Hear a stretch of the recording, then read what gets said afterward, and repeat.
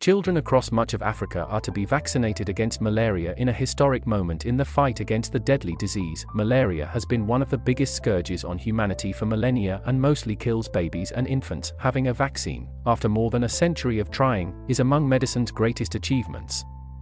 The vaccine, called RTS-S, was proven effective 6 years ago. Now, after the success of pilot immunization programs in Ghana, Kenya and Malawi, the World Health Organization says the vaccine should be rolled out across sub-Saharan Africa and in other regions with moderate to high malaria transmission.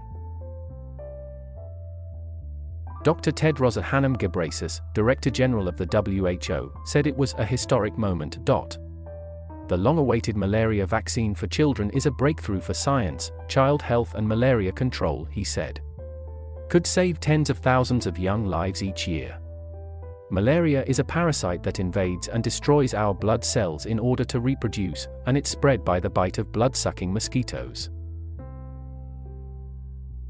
Drugs to kill the parasite, bed nets to prevent bites and insecticides to kill the mosquito have all helped reduce malaria. But the greatest burden of the disease is felt in Africa, where more than 260,000 children died from the disease in 2019. It takes years of being repeatedly infected to build up immunity, and even this only reduces the chances of becoming severely ill. Dr. Kwame Mponsa piloted the vaccine in Ghana to assess whether mass vaccination was feasible and effective. It is quite an exciting moment for us. With large-scale vaccination, I believe the malaria toll will be reduced to the barest minimum, he said. Constantly catching malaria as a child inspired Dr. Mponsa to become a doctor in Ghana. It was distressing. Almost every week you were out of school. Malaria has taken a toll on us for a long time, he told me. There are more than 100 types of malaria parasite. The RTS-S vaccine targets the one that is most deadly and most common in Africa, Plasmodium falciparum. Trials, reported in 2015, showed the vaccine could prevent around 4 in 10 cases of malaria, 3 in 10 severe cases, and lead to the number of children needing blood transfusions falling by a third. However, there were doubts the vaccine would work in the real world, as it requires 4 doses to be effective.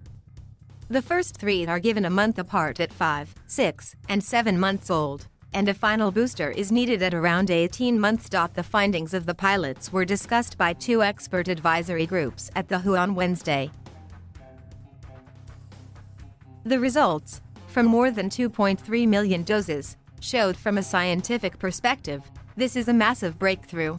From a public health perspective, this is a historical feat, said Dr. Pedro Alonso, the director of the WHO Global Malaria Program. We've been looking for a malaria vaccine for over 100 years now. It will save lives and prevent disease in African children.